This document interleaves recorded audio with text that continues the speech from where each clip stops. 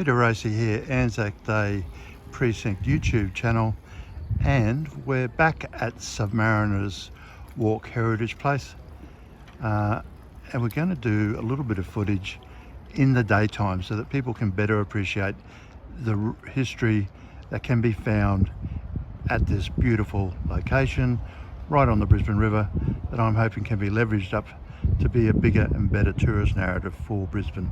The documentation in relation to the submarines is fairly extensive in the Submariners Walk, as you can see. Just quite stunning. And in actual fact, as I start to actually look around and get a better appreciation, there are significant memorials sort of tucked around in nooks and crannies. Really very interesting. Submariners Walk Heritage Trail documents, as you can see, in all sorts of different ways, its very significant role during World War II, because it was the base for Australian submarine activity, then American, and as the American fleet was being relocated to Manila and elsewhere, the British then moved in and took over the facilities. And as you can see, the Americans paid quite a heavy price in defending Australia from the aggression of the Imperial Japanese war machine during World War II. It's not until you see it documented in front of your own eyes that you realise the significant price that was paid by submariners during World War II. This particular information board really sums up the great contribution that the New Farm Submariners base made to the World War II effort. I think it says it all when it says that Brisbane-based submarines sank 117 enemy ships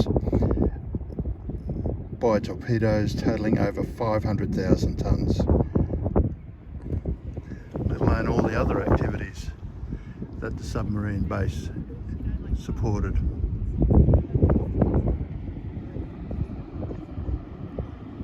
History that's documented in the Submariners Walk Heritage Trail is fairly extensive, and I hadn't realised that the Dutch actually had an operating submarine based in Australia during World War II. But there is the proof of it. And the British part of the narrative is quite well documented, as you can see.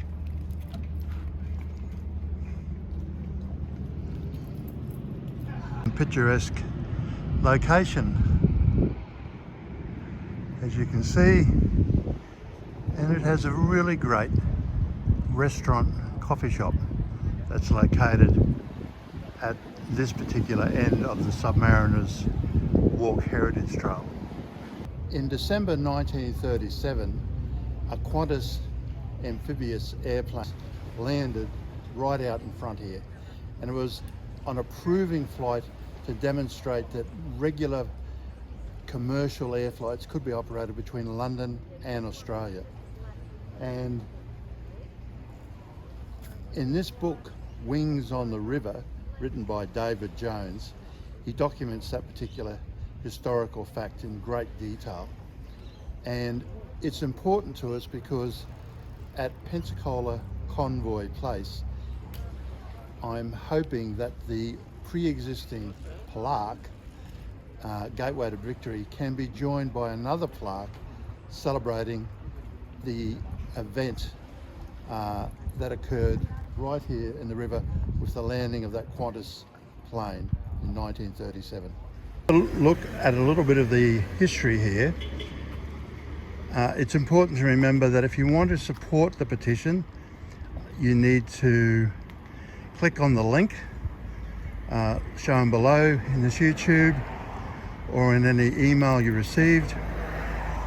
Once you've clicked on the link, you need to fill out the information that the Brisbane City Council requests, name, suburb, etc., and then lodge it. Now, the Brisbane City Council will send you an email asking you to confirm that in actual fact it was you that did the lodging of the petition.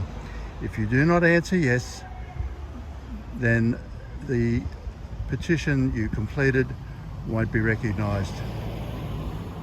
Waited for a heavy truck to pass. As we zoom in on this very informative plaque about the US Navy submarine operation and maintenance base here during World War II. As I said, you need to follow all the steps if you wish your petition to be properly acknowledged and understood by the Brisbane City Council. Just a beautifully glorious day.